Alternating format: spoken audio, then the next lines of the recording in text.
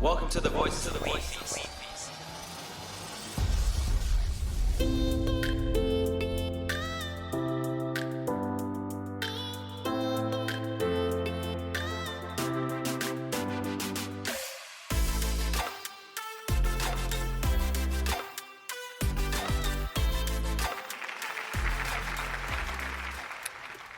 Good morning, podcast world.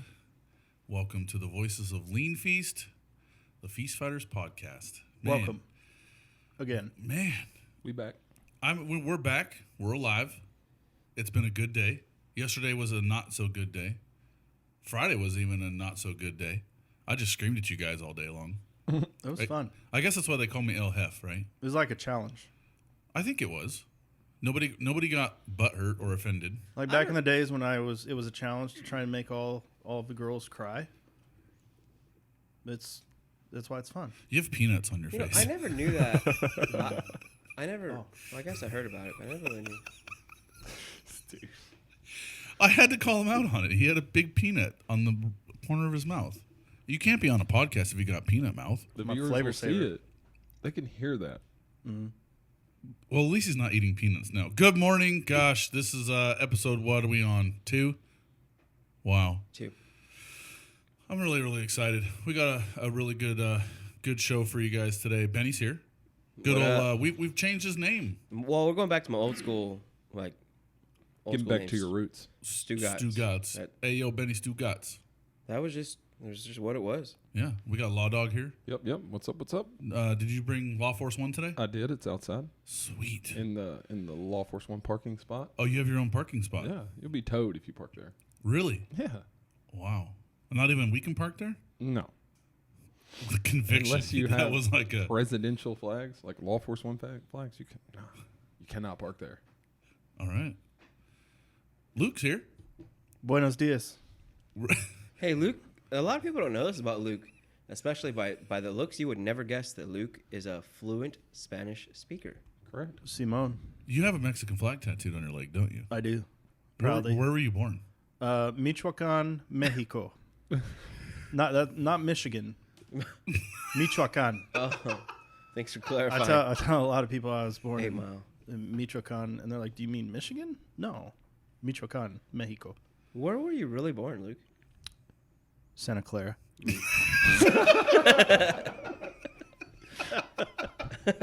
I was there when you got that tattoo.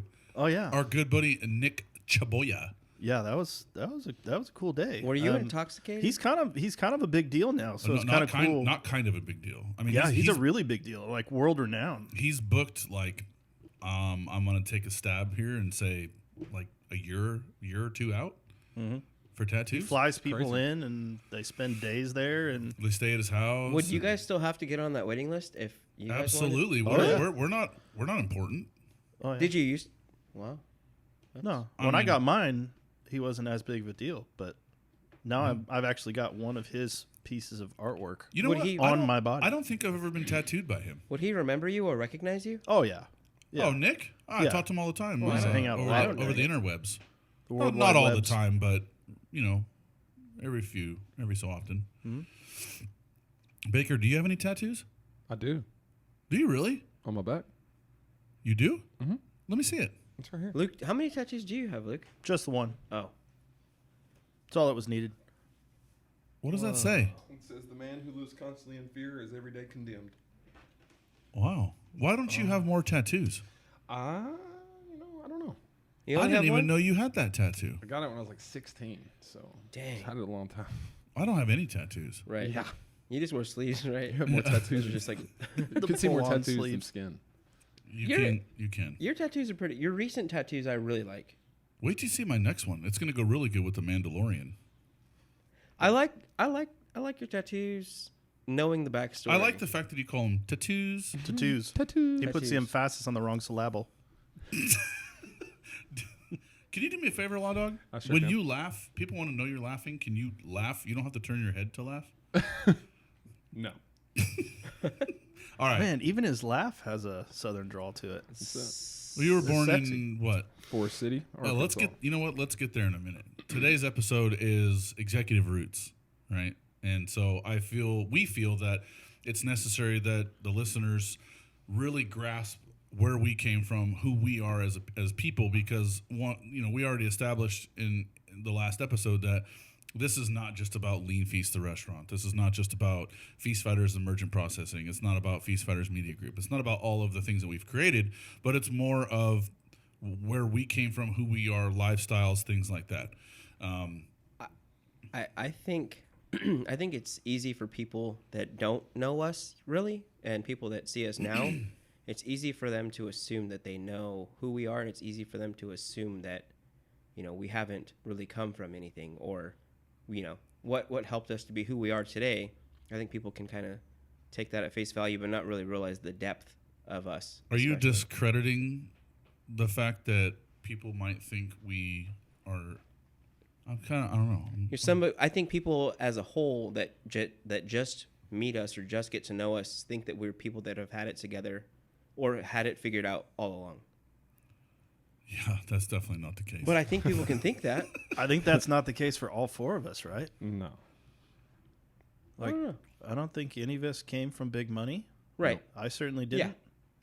No, Eric didn't. Yeah. You know? I mean, Baker, I think was a secret. What did? Oh my gosh, who was not El Chapo? Who's the other one? From what background? The cartel.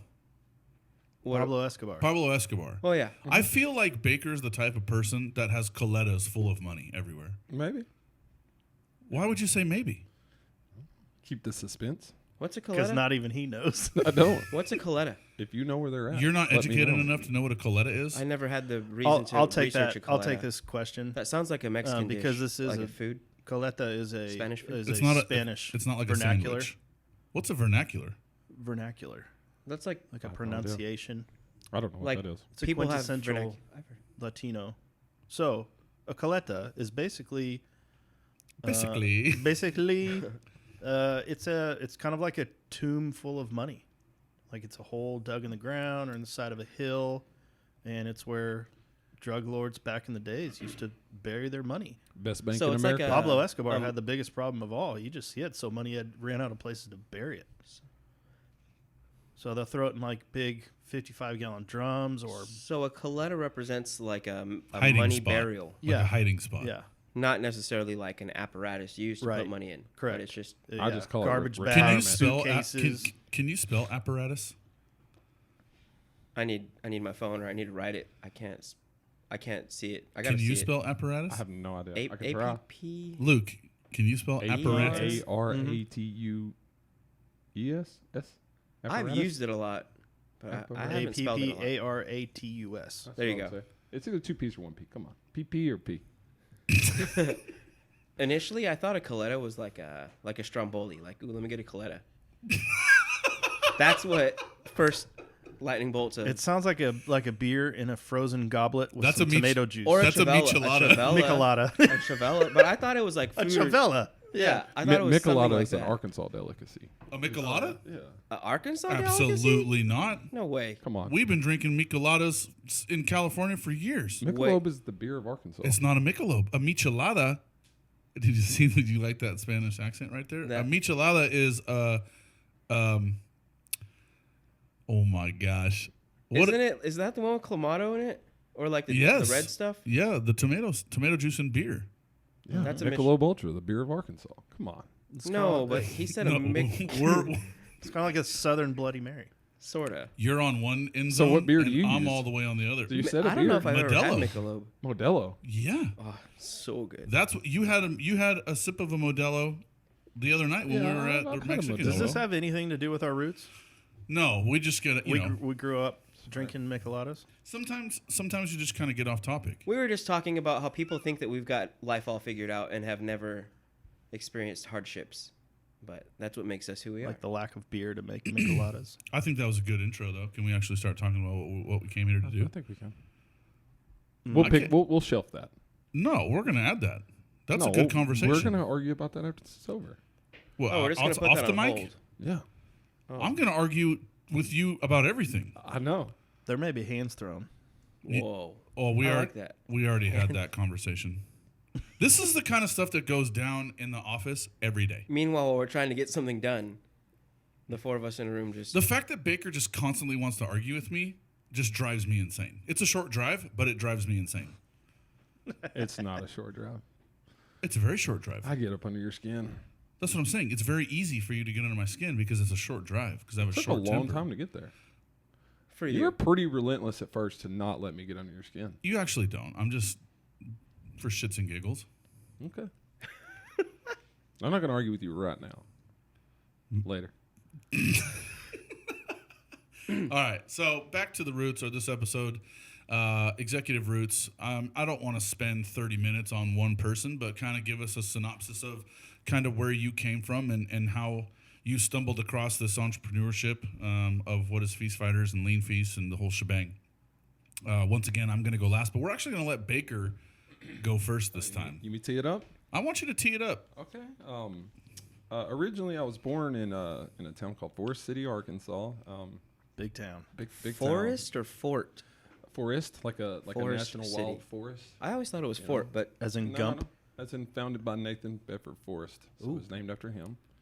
That's where I was born and raised, though. And after that, I did the typical thing after high school. You know, I had the typical Southern raising, whatever, yada, yada, family, church on Sunday, all that. But after that, I went to college, played golf. Where'd you go to college? I went to, it's like a PGM type school in Florida. It's called the Golf Academy. It's different. There's only a few of them in the country, so it's kind of hard to explain. But you leave with a business degree, and it was a cool experience. I lived down there for a while, and Was your professor John Daly by chance? I wish. No, unfortunately, he was not. he was an idol, the opposite what I strive to be.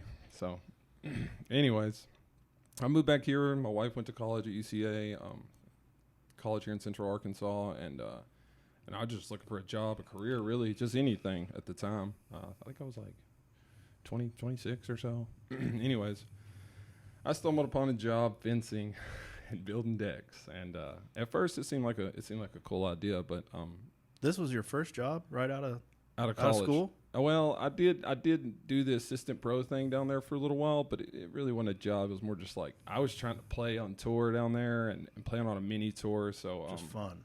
yeah, the job was just so I could actually pay my bills because I didn't win very much money golfing. So Is it I was- because you sucked? I was not as good as they were, that's for sure.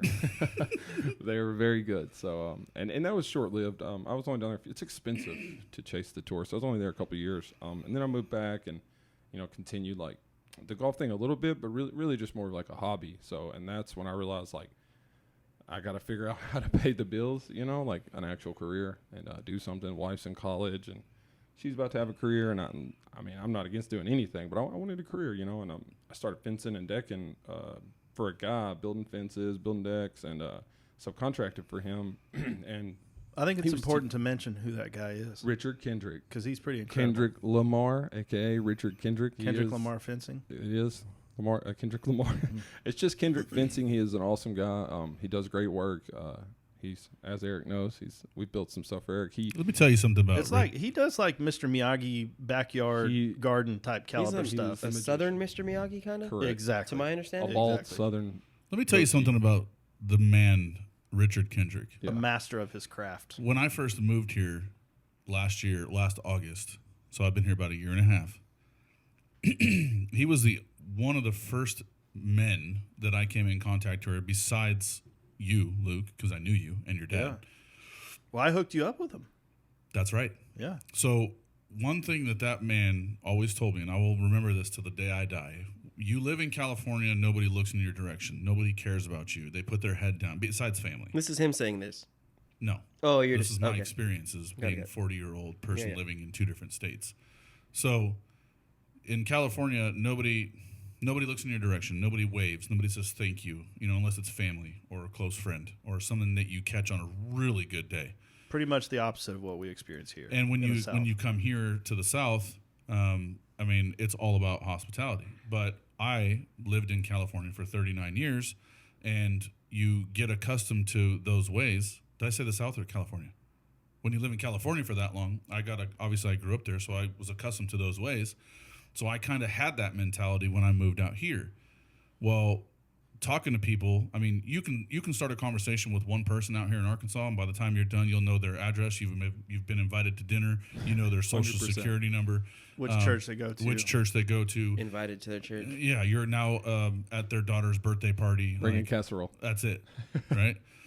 But one thing that Richard says, and I don't mean to steal your thunder here, he said, always listen to what somebody has to say because somebody always has a good story, right? Oh, yeah. And once I heard that changed my perspective because I used to do the whole, I'm going to yawn while you're talking to me and I'm going to look off into space and all that jazz because I wasn't interested in what anybody had to say. But my point being, it's different out here. It is, and just that, like, added a testament to him, and like the way it is out here. I remember towards the end of me working for him, we were doing a job, and and anytime you're doing anything, working with tools or anything, it's a task to pull everything out. It's a big part of the job, and we're sitting there working. We probably go on an hour or two, and we get a call from Eric, and you just needed like a little help getting a cooler in, cutting a little piece of wood, putting some stainless steel back on, and it was like he got off the phone. There's no word said. We just started packing our stuff, drove over to LeanFeast and helped you do it. I mean, he's doing a job for his living,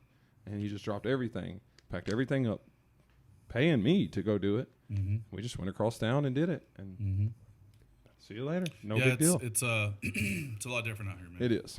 So, anyways, you were fencing. I was building fences for him, and initially when I did the interview, I was actually in California for the USM on the phone when I did the interview, and it sounded like a great idea, but it was also 61, no humidity when I made that answer in California. And I came back home, and the reality of it is it is a very difficult job. It's very physically taxing, very tiring. It wasn't what I wanted to do for life. I knew I didn't want to do that. So it was kind of depressing just to do a job by time, right? And I remember he told me we're gonna do this job for this guy that owns a company from California. I'm like, all right, let's go do it.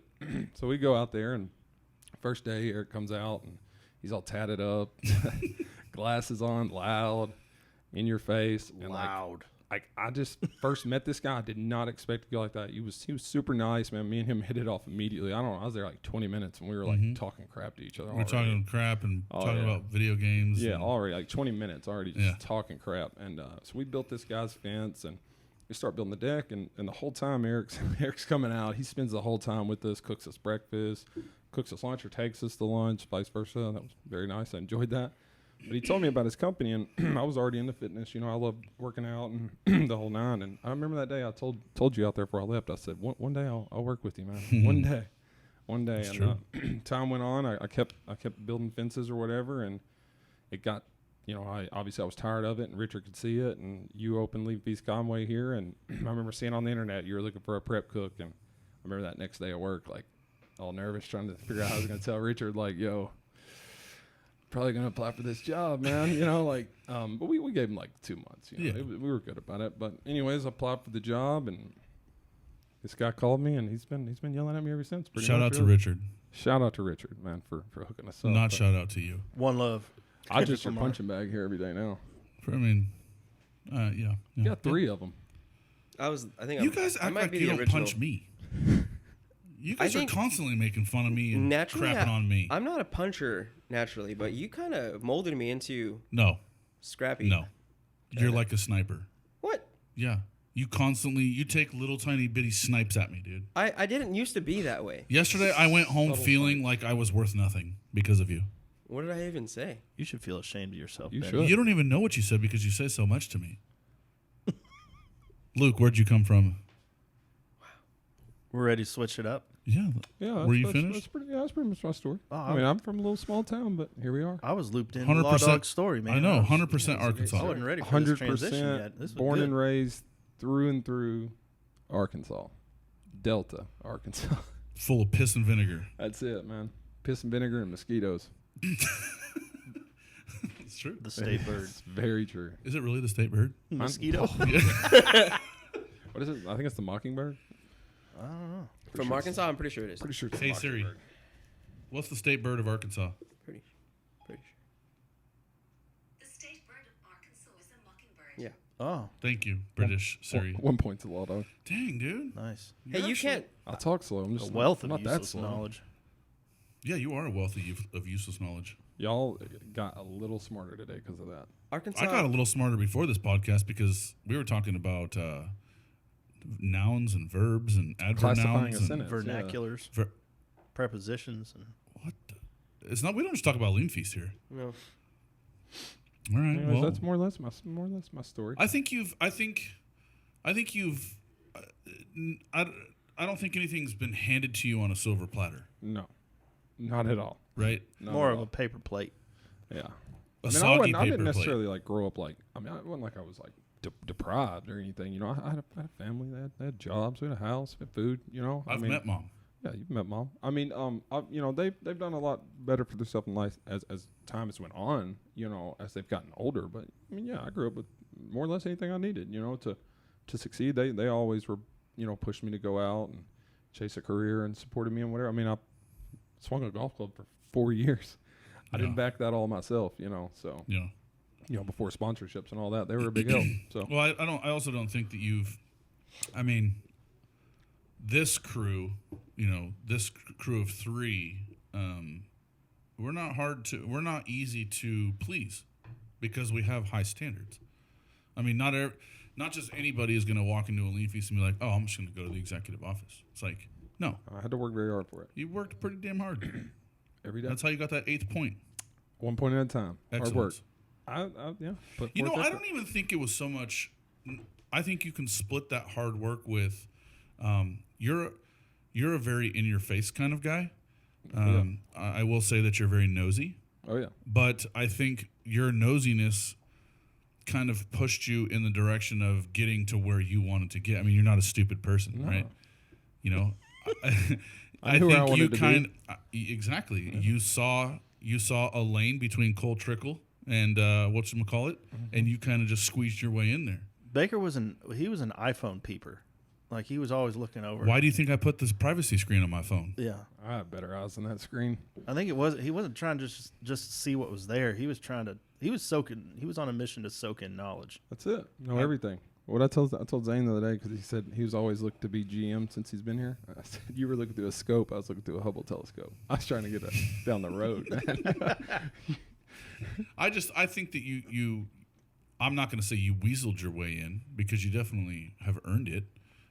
But I think you're the prime definition of somebody that wants something that just takes it. Yeah, I think Luke got it right.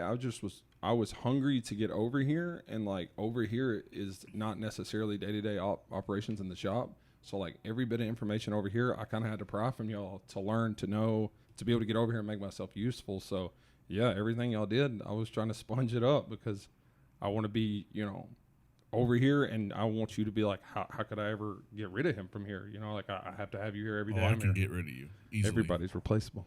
That's it. Benny, There's no other 8 points though. so. you're replaceable. You know that. We are all irreplaceable. Oh yeah, everybody but Luke. You can't get rid of a river. Facts. Yeah. Luke, tell us about yourself.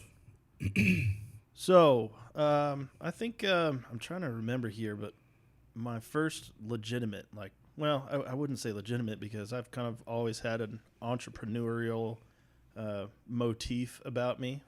My first job was mowing lawns. I think like everybody else, I went around the neighborhood and created flyers for myself, did my own campaigning and advertising, and then that kind of turned into. I was always really good about being thorough and attention to detail, so I kind of naturally progressed into car detailing. So I started another kind of my own company for myself. I think I was about 16 or 17. Where were you born and raised? I was born and raised in California. I'm a California guy. A lot of people don't know that about me because I've been here in Central Arkansas for 13 years now. So I've kind of been accepted as a local, I think. But yeah, my roots are in California. Did a little stint in Morgan Hill and then back to Campbell and, mostly Bay Area, San Jose area. But yeah, that's kind of where I started that. Did car detailing for a while. I used to go to my mom's office building and the employees there would just toss me the keys and I'd go take off with one of their cars and 3 or 4 hours later bring it back and it'd be clean. Sometimes if I hustled, I'd get 3 cars done in a day and I'd make anywhere from $100 to $200 a car. I mean, I was making really good money for a 16-year-old, and it was just unreal that people trusted me to do that, just take off with their cars. I mean, some of the cars I used to drive out of there were pretty incredible. I mean, far beyond what I could afford to afford even now. So I did that for a little while, and then moved to Morgan Hill and worked for an actual company that did detailing. And that's kind of a funny story. The guy I think was more interested in focusing on things other than his own business. So I worked for him for a couple weeks, and he fired me because he couldn't afford to pay me. So I'm not even sure why he hired me. I mean, business was fine. He just I don't know, just didn't want to pay me for whatever reason. Well, the very next day I get a phone call because he shared this shop with a window tinting guy. His name is Chris Cowell from the Tint Works out of Morgan Hill, Gilroy area. Good guy. Taught me one of the most incredible trades. My dad, I think it was my dad at some point that said, you'll never fail yourself by learning a trade that you can do with your hands. Nobody can ever take that away from you. I guess unless you lose your hands. So the knowledge can't be taken away. This guy, he got rid of me, and the very next day I get a phone call from Chris, and he said, "Hey," he goes, "I want you to come work for me." And I was like, "Okay." So I mean, I wasn't even gone from that shop for more than 24 hours. And the next day I'm working for the other guy next door, and I did that for about 3 years, and that was one of the coolest trades that I ever learned to master, because even still to this day, I think I could go out and tint windows. We did commercial, residential. I learned how to do cars, which is the hardest form of tinting. If you can master a car, commercial and residential after that's pretty easy. So that was kind of my first legitimate job, I would say, working for the man. And then did that for a couple years, and then got an incredible opportunity. I was never really big into the whole schooling thing. I think I went to junior college for all of about 2 weeks. I've had enough of that. And one of my classes was astronomy, so you can see how interesting school was to me. I took astronomy and then flunked out. Had astronomy, art, and music. Yeah, couldn't even shoot for the And stars. PE. PE, cooking, home I was ec. good at PE. I was good at home ec.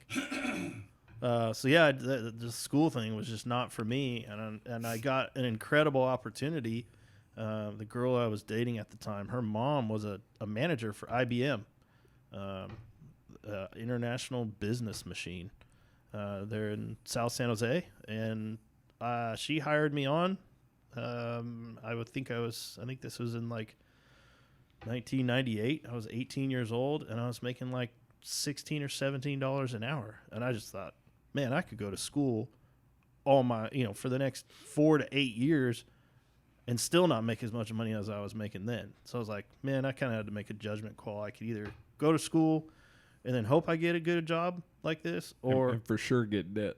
yeah, For sure. yeah, for sure, and then just hope that I got a job later, to pay that debt off, or I could take the jump and be like, hey, I got a good paying job right off the bat.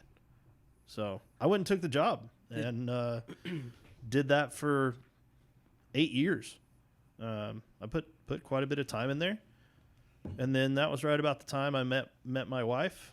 8 years later, and one thing led to the next. We moved to Central Arkansas, I think in 2007, somewhere in there.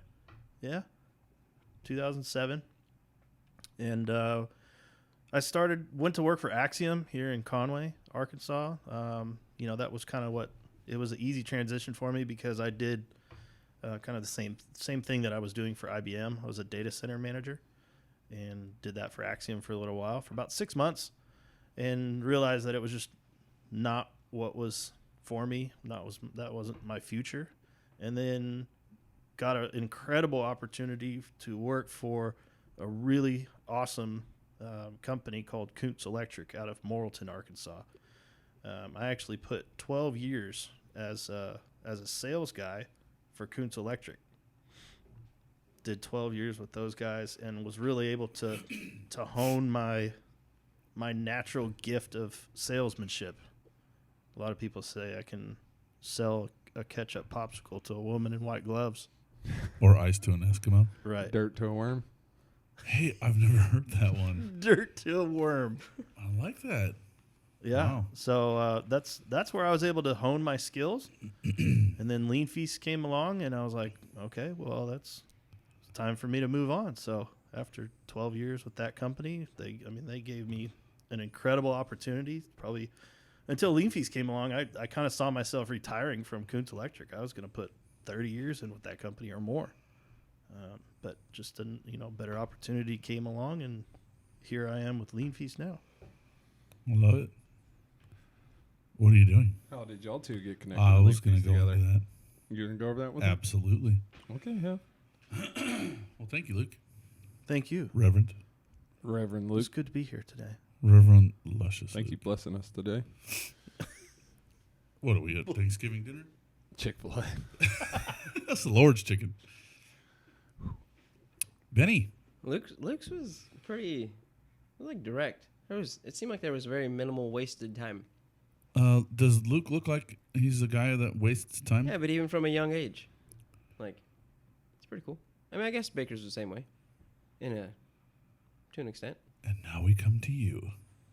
Benjamin Stugatz. Batter up. Hi. Well, my story's kind of, and I think the early years, I think helped form who everybody knows and sees today. I've overcome a lot of adversity on a family level. Where are you from? I'm from San Jose. I was born in San Jose. You sure? Yeah. Okay. Yeah, I was born in San Jose. You were born in San Jose? 100%. Oh, I thought you were born in Central Valley. No, that's You so, just live there. Yeah, so I Valley was, Medical, Oh, Yep, Valley Medical. That's where I was born in 1986. 87, That's what I January said. 26, ooh, that was a good year. That 1987. was a good vintage. Yeah. Can we say that Benny is vintage? Oh yeah, absolutely. Venti. Wow. Children of the Vintage, mid 80s. Baker, what year were you born? 91. Oh, I was like sub 4 when you were born. All right. Yeah. So I was born in San Jose. Initially, I mean, I grew up with obviously my mom and my dad, but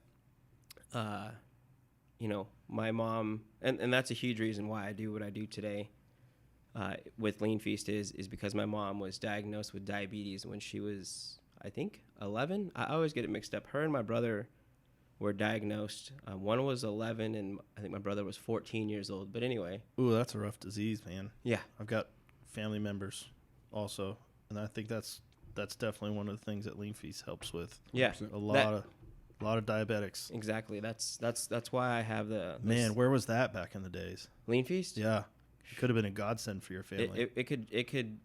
I mean, LeanFeast back in the 90s, 80s, 70s could have changed the world as we know it today. Oh yeah.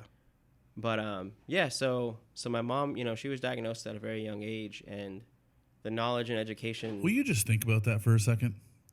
As I sit back and I listen to you guys talk, right? What year did your mom die? 94. Can you imagine if your mom was a severe diabetic Mm-hmm. and she went down the street and ate LeanFeast, she would have never passed away. I think deep in my heart, she would probably still be here today. 100%. Yeah. Think about that. 100%. I've thought about it multiple times. I bet you have. She might still have diabetes, but she could be living with it. It could be Controllable. manageable. Yeah. Absolutely. Yeah. Yeah. We see it every day. Every day. We've got clients in all of our locations, diabetics of all walks. Come completely off medicine. So. Dude, Yeah. mind That, blown. yeah. That's, I didn't even think about that. yeah. That's, 4 years I've been working with you. I've known you for 6. I've been saying, well, we've been so busy, we don't have time to have heart to hearts. Not like we would like to, but yeah, that is almost my motivation to my core, is helping. I mean, I just look at so many people, families that can have loved ones still around, not to mention their parents, because my life, I don't know who I am today with, I mean, and at the same time, I appreciate that I've had just enough guidance to where I didn't stray off course, and who knows where I could be, but yeah, to kind of get back on track. But aren't you glad LeanFeast is here now? Oh, 1,000,000%. Oh, That's- man, this is awesome. That's why I can't really look at this as Life changers. it's not just a job for me. It's kind of a mission. But yeah, so my mom passed away when I was 7 back in '94. And that was devastating, not just to my family, but especially for my dad. And thank God for my grandpa. My grandpa then took over. He took over raising me, and he was diabetic, as well. And he definitely instilled a lot of values in me. A lot of my love for others and charisma and ability to just speak and kind of be a respectful, young man was really influenced by my grandpa. Was that about the time that you moved after your mom passed? Yeah, you so- moved to Central Valley. Is that where your grandpa was? Living in South San Jose. No, we were both in. Our entire family was in San Jose, with the Yeah. exception of my uncle. I had my grandpa's youngest. My uncle Rico actually was living in Uncle Las. Reek. Yeah, Man, Throw a ball everybody, over the mountains. dude. Yeah, Everybody needs an Uncle Rico. he was living in Los Banos, and he was really a badass. He was a very special human, but he was living in Los Banos, and the price of living was super cheap out there, and it was kind of like a southern feel. Like Not much anymore, though, huh? what's that? Housing's getting expensive there. I mean, you can still get a house in the 300s, but that was really the seed that was planted for my grandpa to move us and move me out there, because my grandpa, knowing he was raising me, wanted to get me away from South San Jose, which back in the 90s was rough even back then. So he ended up selling his. We sold our house in South San Jose, and and we moved to Los Banos, and like I was saying, Los Banos was very southern. Neighbors would talk to each other, not like in San Jose. Small town. Yeah. Yeah. People were friendly. People were nice. Sports and kids were very important. It wasn't uncommon for a high school, athlete to make the front page of the paper, which is not common in San Jose unless you're super gifted. And that was kind of the environment and atmosphere I was brought up in. And again, because of diabetes and bad health, that's where I ended up losing my grandpa to bad health, and it just seemed like every couple of years I was losing somebody that was very important. And I, by the grace of God, was able to graduate high school. I was the first in my immediate family to graduate high school. So after your grandpa passed, who took over from there? Was that your grandma? My uncle Rico, my grandma was kind of in and out of the picture. Oh, so Uncle Reek took the torch. Yeah, he and my brother. Throw a ball over the mountains. Yeah, and that was the thing about my Uncle Rico. He was like, we used to joke and call him MacGyver, because he was super smart and he could fix anything. He could pretty much do anything. Who do I resemble, Benny? My Uncle Reek. Boom. 100%. That's why I think I hit it off so well with Eric, even though I didn't have the years of, all of Eric's friends nowadays are his friends that he's had from forever ago, because initially Eric's kind of hard to deal with when you don't know how he is. And he was very similar to my Uncle Reek, where very blunt, he was super witty, and it's just weird how much him and my Uncle Reek are extremely similar. But so They can both throw a ball over a mountain. 100%. Is that the uncle you're going to see? No.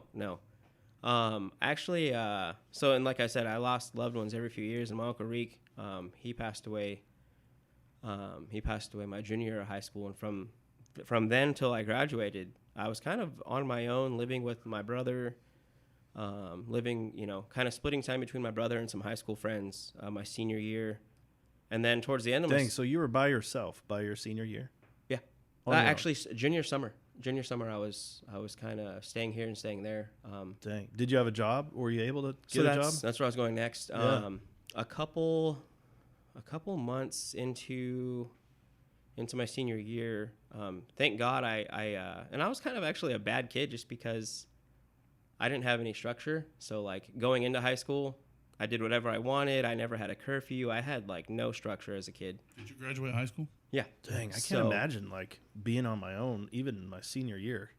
I mean, I don't know how I would have done it. So thank God, Uncle Reek was hard on me with getting school and stuff done. So Thank you, Uncle Reek. yeah, no, he's Throw a ball over the mountains. yeah.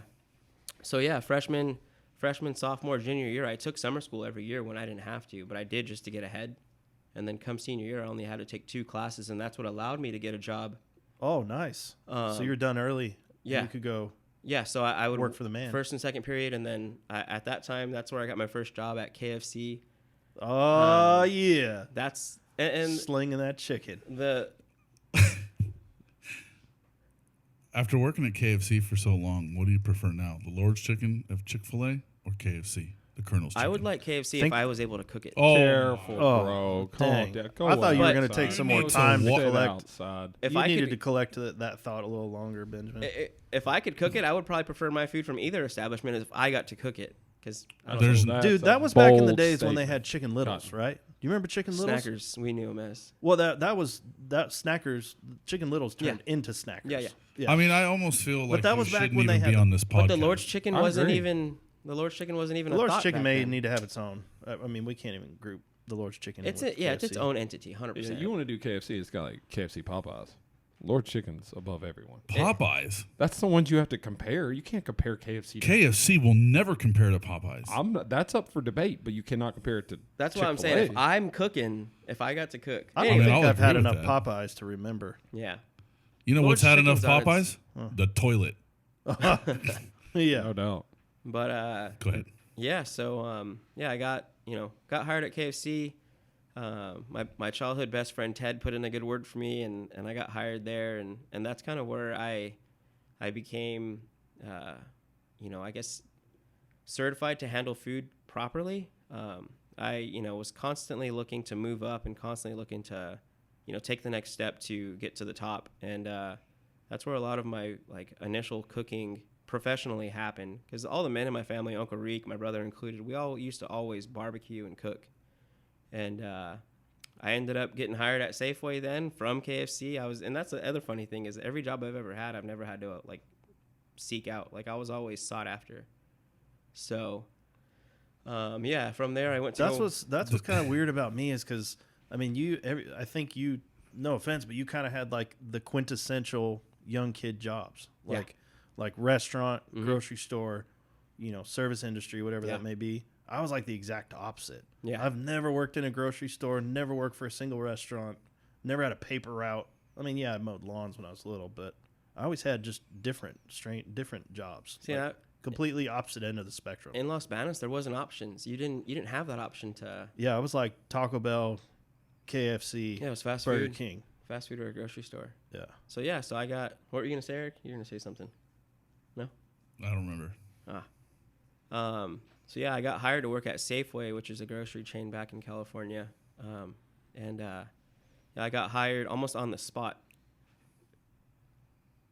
and I got hired to work in the meat department there, and I did that for almost 10 years, and that's where I met Eric's old boss.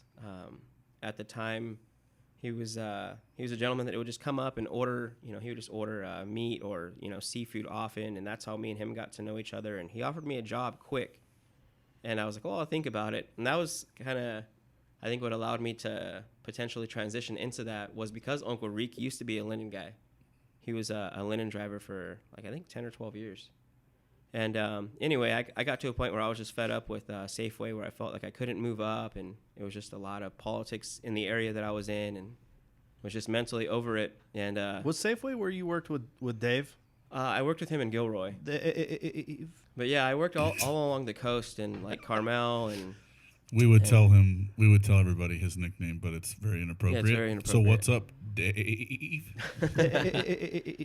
so so then I like I said, I got to that point where I was done with Safeway, and I got a hold of Eric's old boss. His name is Tony, and we set up an interview, and I went on a ride along, and it took me like a day to sleep on it, and I said I wanted to do it, and then I came in for an interview, and that's where I officially met Eric. And Eric actually interviewed me to work at that company. When your life changed forever. 100%. Were angels singing when that happened? Doves. Did you Doves. see lights? Behind you. He cried. Doves and smoke. Doves. He Did cried. I might have cried. He actually. cried, and he smoking- tried to lie to me and tell me that he was praying, but he was crying. Did I cry? 100% You were praying. After you hired me or when? at the table. I remember it very It's my prayer vividly. time. Now, I'm not judging you for that because you were excited and you wanted a new career, And you know what? It had huge meaning But- because Uncle Reek did it. but you're a Like- crier. You're following in Uncle Reek's steps. 100%. Greatest man I knew Slinging that linen. to then. There's nothing wrong with slinging that linen. But yeah, Somebody's gotta do it. I got that job, and you know, that's it. I think me and Eric worked there for like eight months or so together. 2 years. It probably felt like 2 years. No, it was like 2 years. I was there for 2 years, but you were there. No. Didn't you leave after like a year? That's when you went to start LeanFeast. I started. What year did you get hired there? I don't know. I left there May 2015. I think I started there in 14. I'm pretty sure it was about a year we worked together. Okay. And I remember. Was it one of the best years of your life? The first month was pretty. Yeah, I mean, it was crazy times back then. It was entertaining. It was extremely entertaining. The job fucking sucked, dude. That job sucked good because it made me appreciate. That was one of the worst jobs I've ever had in my entire life. I think I went on what two ride-alongs with you. Absolutely throughout horrible. that year. The worst job I've ever had. In my But what entire I life. gained was I can see that. Sorry for that F-bomb. Passion. I gained lifetime Passion. friendships meeting Eric, and I'm still really close with a guy named Dustin from there. My man. Yeah, those Dustin and Eric are still two extremely important humans in my life today. But yeah, that first month when I got hired on, I spent like a month with Eric in the truck. We were en route, and he was training me how to be a routeman for a linen company, and that's kind of really when our relationship really first started. And from there, it progressed, and you know, he would cook food and bring it in, and I was extremely impressed. And I think a couple of times I might have brought something in, you know. So there was kind of a shared like, dude, try this. Like bagel bites? No, Eric his baked chicken back then was yours. Mine? You said you brought food in. Barbecue. I love to barbecue. Oh, I don't barbecue hardly anymore, but I used to love to barbecue. Like that was my thing. At that time, I lived in Hollister. And yeah, Eric's food was super good, and I was like, dude, this is bomb. And that's when he was really starting to explore meal prep and cooking and working out and being very what's the word I'm looking for? Health conscious. Health conscious. Yeah, he was you know, the health bug had bit him, so to speak. And you know, it got to a point where Eric started doing, I think he went and got meal prep once and realized how garbage it was, and started doing his own prep, and the scene that he was connected with at that time were all over it, and he started cooking for not just himself but a few buddies, and it got to a point where he was, you know, all these people were buying him food to make for them, not just himself, so he didn't even have to pay for his food, and that just slowly kept growing, which we now know is LeanFeast. And I remember the day when he's like, I'm going to leave, you know, I'm going to go pursue LeanFeast full time, and I can't remember if he offered me a job then, but I think he did say something like, when this gets big enough, you're going to come with me, and or something along those lines, at least the way I remember it. And yeah, he left, and after about 8 months, about 8 months or so, he grew LeanFeast to a point where he needed help, and I gladly I called him the number one guy. I gladly stepped away from that linen job. Oh, that was you? The what? I stepped away, and I was his first employee. That was right over your head. 100%. So Benny, I've heard you reference the term meal prep. P with a P on the end. I hear a lot of people Hold the S. call it meal preps. What's your take on prep versus preps?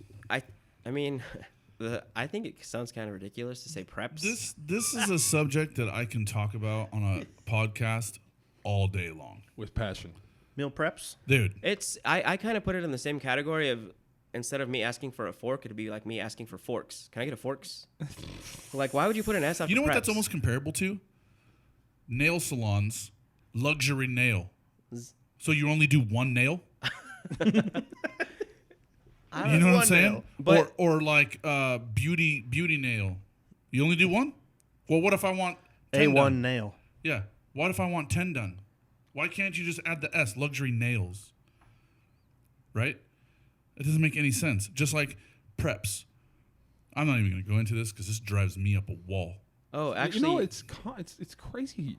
It's one of How those. many people say that, though? Oh, It's one of lot. those trigger a lot. words. There's It nowhere is. regulating it though. I look at the glass. I'm like, I don't see an S. Like, You know, Right. it's almost as bad as the word moist. oh, that's Come on on, a whole dude. different level. that's in my ears. So We're just gonna. I think we should just ban the word preps. Preps. Where we at, Bakes? 49. Well, that's pretty good. So that's when you became the man. That, you know what, I forgot. I almost forgot to mention that's actually, and I'm not trying to make this a super sad podcast or woe is me or poor Benny. Like, I don't want anybody to feel sorry for me. That's why, like, I don't share this with people really. But where I'm going with this is when Eric actually hired me, the week he hired me, in that same week, granted, my family's small. We're a very small family. In that same week, I actually lost my older brother had passed. He was like really my only true family that I stood connected with, that understood a lot of the pain that I had kind of kept encountering over life. And yeah, he passed away that first week. And the next 6 months for me were crazy. there was a point where Eric had to pull me aside, and I was just so Dude, angry. I thought you were doing cocaine. Yeah, I wasn't sleeping. I was severely depressed. I kind of hated life. Losing my brother was like that was the last straw to lose. Like, if anybody could imagine losing their entire family, granted, and I still have family that I'm close with, but my brother was my rock. And I lost too many pivotal people, and yeah, Eric called me out one day because, I think at one point we were working at a restaurant together, and I think I tried to fight like the head cook. I was super aggressive and angry all the time, which is not who I am. But and it was a good thing, and that's I think when Eric's and my relationship was cemented, because I was in a very low, dark, ugly place, and he pulled me out of it. And you look at where I am today; it's pretty incredible. Look at you now. Yeah. But yeah, it was ugly. Beautiful I could have. flower. Mama, we made it. Yeah, That's seriously.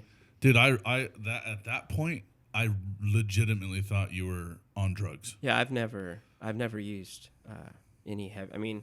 Back in you can't not smoke weed in California. That's one thing I did here and there, but never. Like, I was never dependent on it. I never depended on alcohol or never tried anything else. But I've never drank or done drugs. right. But it was never freebase cocaine. If anything, though, that I'm kind of glad that at least Eric and I were close enough for him to realize something was up. Yeah, I definitely wasn't. I wasn't using anything. I was chewed up from life, and I needed a realignment. Captain Save-A-Benny. Yeah, I was ugly times. LeanFeast might not have been what it is today. If we would have, could you imagine if I would have just fell off? You wouldn't. I don't even know. As I stare into your pearly brown eyes, I realize you were a pile of shit back then. I was. I didn't care. I didn't care about anything. Hardly. You didn't care about nothing. No. I lost my brother. That was it. Dude, you were not, I wouldn't say a pile of shit because you were down and out because of your family, but you just had no direction, bro. You were driving a car with like 4 different tires and 3 different hubcaps and living in a shack in California Hollister. is expensive. Within a house that had no heating or AC. You had no windows. Yeah. Your dog was running in the fields. Like, he would just jump out your bedroom window to go take a shit. We lived out in the country, kind of. But you came from nothing, bro. Yeah, that was you met me at rock bottom. Remember your van? Oh, my landlord. Oh, you had a van? Yeah, oh, like bro. an 18 Down seater. by the river? It's an 18-seater lifted with big old off-road tires. What? No way. Yeah, because no lie. sometimes my Honda, like, it wouldn't. I had an old beat Honda. Busted. Didn't we drive that thing into the water? Remember we had in the lake? Oh no, I jumped in the water. Oh, okay. For a day off. Yeah, it was. we can talk about that all at a different time. That was pretty. That was my first week, and our loading bay at the linen company filled up with like 5 feet of nasty, super gross black water, and I jumped in there for a day off.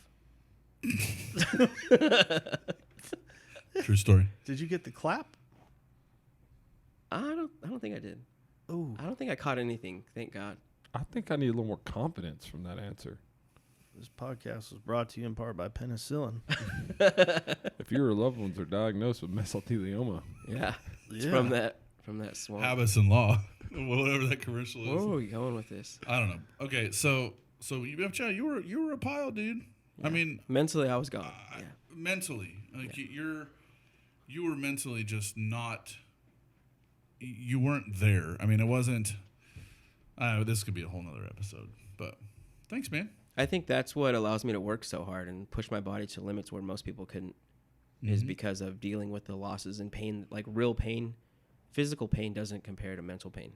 Right. So, What about you, Hef? where do we go from Well, there? you guys kind of just took the cake, man. I mean, that's 45 minutes of just straight interest. 54. 54 minutes of just straight interest. I mean, I'm pretty simple. I'm very complex as a person, but my story is pretty simple. I mean, I'm going to make it sweet. I'm going to make it short. Born and raised in San Jose, California. My parents worked super hard when I was young. My mom owned a daycare, and my dad worked for a trucking company. My dad was a former Marine, and I have a twin brother. Luke, you have twin brothers. I didn't know. I do. Wow, that was loud. Sorry, I got so excited. I was like the same time you told me the first time back then. When you told me you had a twin brother, I was like, yeah, right. Did you know Luke has twin brothers? Wait, like Plural? you're not a twin. I'm though. not a twin. Oh, okay. But he has twin brothers. No, I didn't. Did you know that? I didn't know that about Luke. No. Yeah, so I have a twin brother. I so thought you were lying to me. No, I don't lie. Cheat or steal. It's not worth it. But yeah, I mean, I born and raised in Willow Glen, California. I mean, I didn't have like a hard life, but we drove a Volkswagen van most of my life, and my mom had a daycare, and my dad worked super hard, and my dad was obviously he was a Marine, so I was raised as the type of kid that, you know, don't talk, just look and listen. You know, I used to get taken out in the garage and my ass beat, and you know, the whole nine. If I left a skateboard out on the lawn, I'd come home to have it being cut in half. 100%. Yeah, I mean, I was just that was my dad, you know, and you know, looking back on that today, being a father myself of a 9-year-old, I can 100% agree with everything that my father did and the way that my father treated me, the way that I was raised. But it made me the person, obviously, that I am today. I know that's what everybody says nowadays, but I moved out of their house at 18. I went and lived with my twin brother in an apartment. That was the worst idea I could have ever had in my entire life of existence. I mean, that was miserable to live with your brother and his best friend at the time. It's just, we're different people. Yep. You know, as we've gotten older, we've gotten along. You know, being twins, everybody thinks you're best friends, and that's not the case. You know, Not all the time. we're really good friends now, but I got away from those guys, and I've worked at Little Caesar, I've worked at Blockbuster, I've worked Olive at Garden. Olive Garden. Where man, else? That was You got some good ones. Olive Garden. That's a good one. This man, guys, I'm gonna steal the thunder real quick for Eric and his benefit.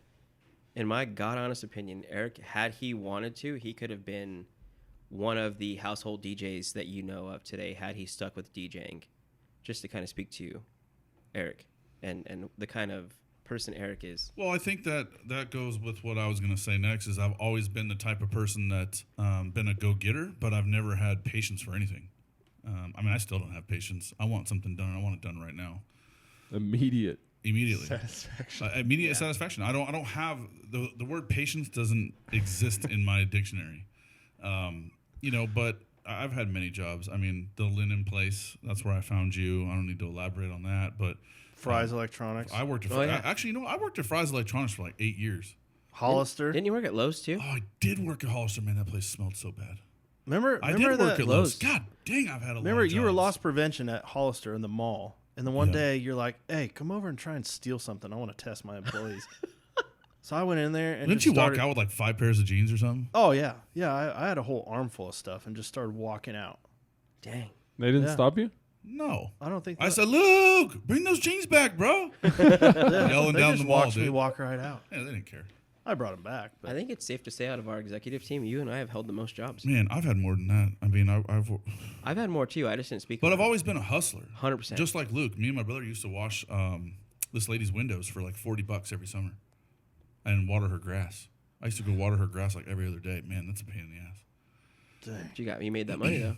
I've always been a hustler, man. I don't, but I've always also been that type of person that is very impatient, and I was a job hopper. You know, I never got satisfied at what I was doing, and so I wanted to start a music career, and I did that for a little bit, and then it went away, and then I wanted to play the instruments, and then that went away. Or I wanted to be a skateboarder, and then that went away. I mean, you don't get calves like this from doing nothing. No, amen.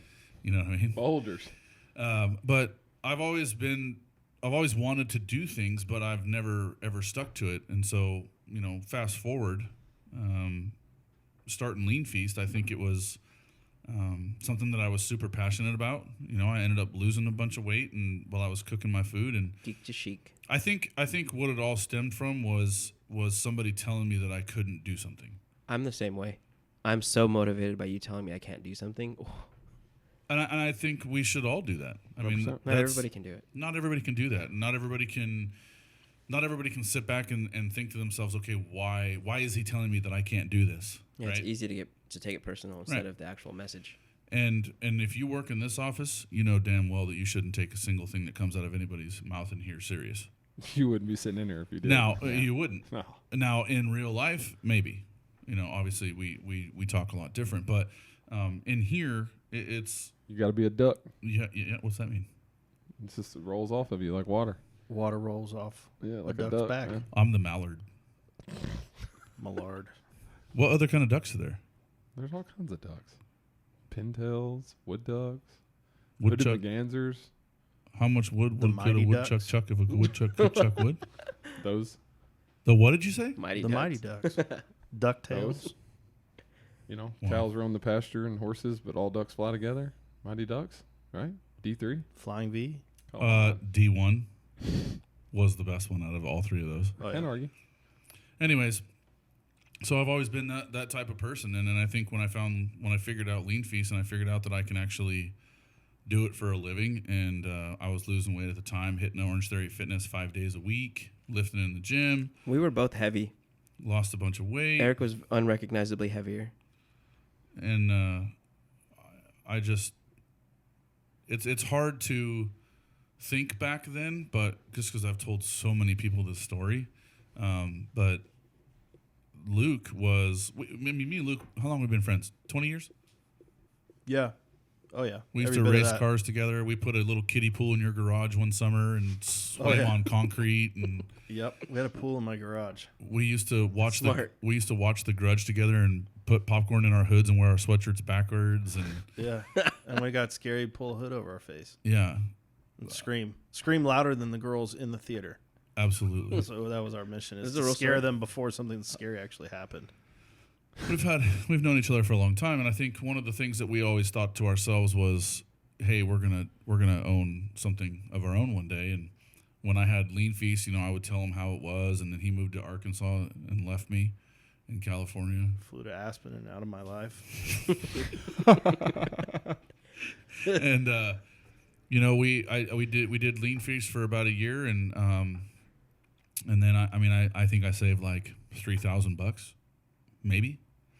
And I was starting to having to pay rent at the kitchen that I was using when we started LeanFeast. And then Luke, I called Luke and I said, "Hey man, do you know?" I don't even remember what that conversation was about. I don't know if it was about, do you have any connections in the retail area, or I don't remember exactly what it was about.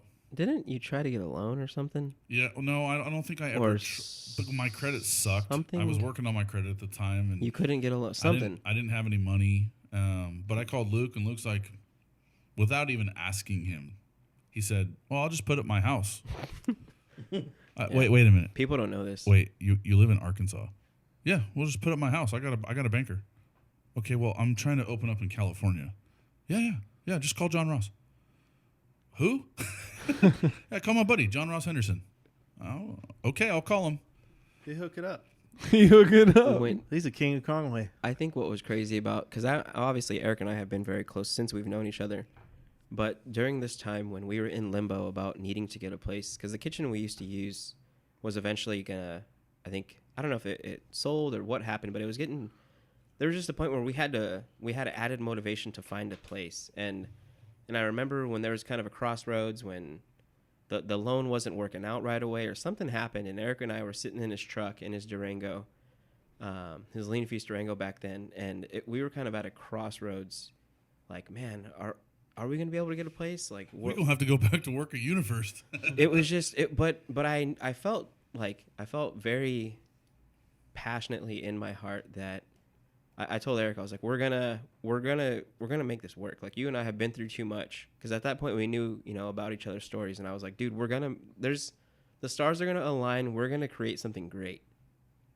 And I mean, Yeah. But I think at that time, Luke's like, hey, put up my house, call my guy John Ross, yada, yada, yada. I said, Luke, you're so full of shit. This is never going to work. And sure enough, man, John Ross called me back and said, we can approve you for this amount of money, and go ahead and get yourself a location. Well, I mean, I think I fell over at that point. That was a crazy You cried like Benny, huh? Emotionally, that was a crazy. I'll tell you right now, to be honest with you, 100% honest, I've never cried about LeanFeast. Not once. Did you pray? No. I'm not crying. You want to know why? Not because I'm better than anybody else, but because I know that I earned it. That's why. Nobody's going to do it for you. Nobody's going to do it for me. So, I called Luke, and me and him have been talking for a long time, and I said, well, I'm going to bring you into this thing, as soon as I can. And Luke said, don't worry about it. Just make sure you pay your bill, because if not, I'm going to lose my house. And I'll tell you right now, if there is any kind of pressure in this world, it's owning your best friend money and paying that bill on time, because he might lose his house. 100%. Kids. 3 kids. Mother-in-law lives there. Cars, homes, land. Life. It didn't take much to motivate me or Eric, but needless to say, we were. Yeah, you can have all the motivation in the world, but if your Right. your clients don't believe in you, then Luke's losing his house. 100%. Yeah. Right? So we got the loan. We opened up our first location at LeanFeast, and here we are. A year later, we decided to franchise, and we're at the point that we're at now. And I'm sure you guys are going to hear way more of this stuff through further episodes. And it's been a long journey to get here, and that's kind of our executive roots for the show. And It's just beginning. yeah, I'm sure a lot of this stuff is going to come up later on, and I'm very, very interested in Baker Law Dog Aldridge. I think he's one of the most interesting humans that this planet has ever seen.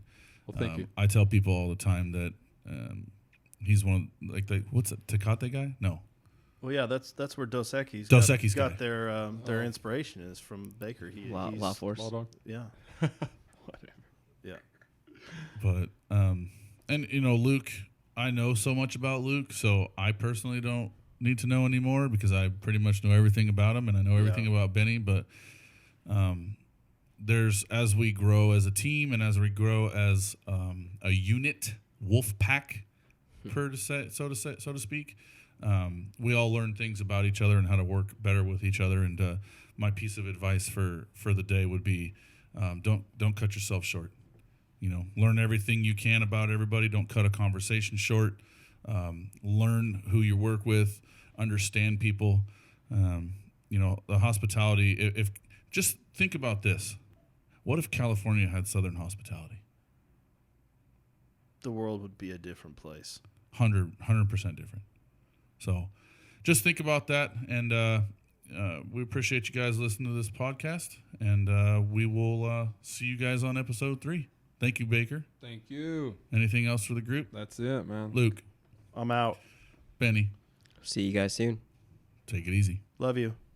Thanks for listening to this episode of the Feast Fighter podcast. Don't forget to subscribe to our YouTube channel at LeanFeast, Instagram at @lean_feast, Facebook and Twitter at The LeanFeast. Find more voices of LeanFeast on iOS, Google Play, iTunes, and Spotify.